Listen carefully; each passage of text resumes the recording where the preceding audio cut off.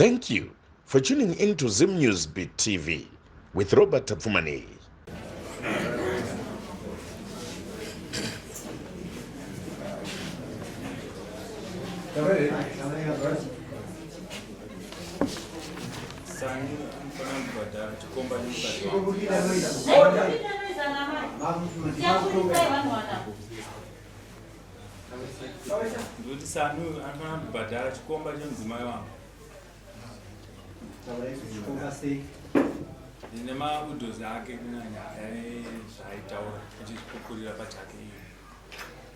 Nyaya koizwa uchinocho kutaura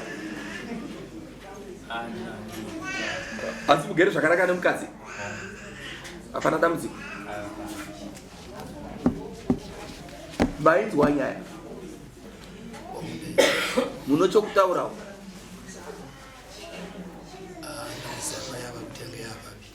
okay nyaya payasvika ndepekuti mukadzi ati nechikomba tozivana ndopayasvika pakupedzisira munopindura kuti handizivani nani right uyamusikana you are free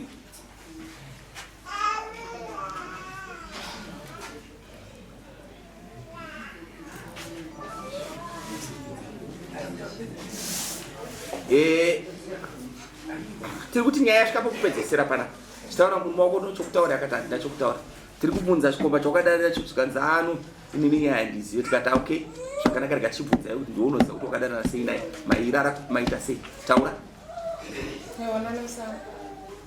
unonzvimbo dzaunoverenga kuti pakati nepakati miri wake zvezvaivo yakapfeka unozviziva dzimwe nguva ndo zvaiwa nazvo kumairara sei anosutu kudai nemagirasi mubvunze ndichandovabvunza nokuti ndochokwadi hapana chimwe chokwadi chimwe chikadarika ichocho kuramba zvawasini ndovaziva kana ndakavabvunza vanongoramba sezvakuramba mberi pedare asi ndinovaziva watori minista wekuchechi kwedu chief minister right muchino chokutaura mutaura nyararai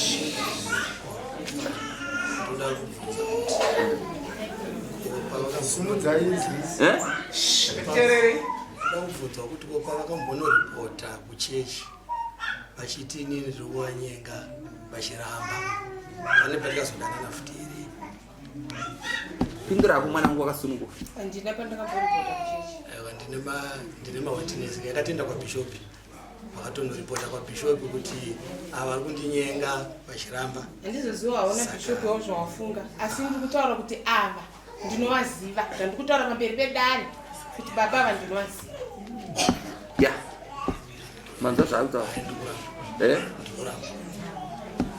ndikuramba zvokuti murume wangu ane odhiyo yake yaakatotora achikonza ame vangu inini achivakonza mukadzi wevhazo yane odhiyo iyi vhazo pamurume wangu zvanzinzwa mabasa emukadzi wenyu saka ini handakwanisa kuramba vachitaura vega vachiti handitye munhu mukavhurirwa odhiyo murume wangu munotounzwa chitaura akatotaura zvakawanda zvokuti makaisa odhiyoyo vaitotaura achitoti ini handitye munhu saka ini kana kuti ndikwanise kuiramba ini murume wangu ndichimuda handikwanisi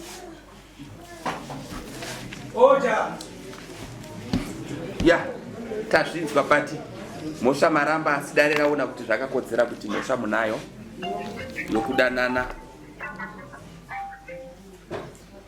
alo tiripo makadi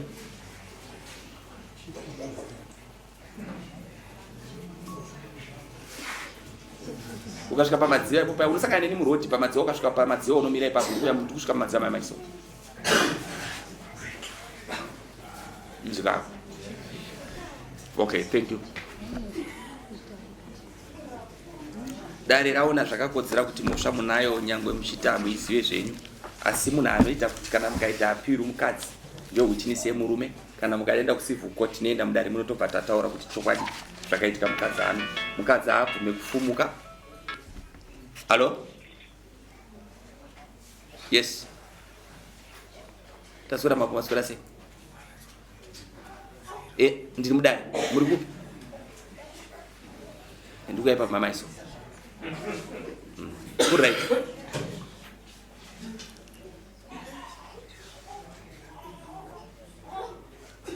Okay, thank you. Saka dare rauna zvakakodzera kuti nyangu kuramba nyangu kusadi asi dare rauna kuti mosha iripo. Anongoya anomborwara ere mukadzi wako? Ayo kurwara pfungwa? Ano. Andifunga kuti ari kuda kumisa imba yake muno zvakanaka nenewo yakanaka. Mazvinzwa? Munobhadhara mombe 4. Tatete. Makachoshandisa makosi akaita sei? 200. Waishandisa sei 200?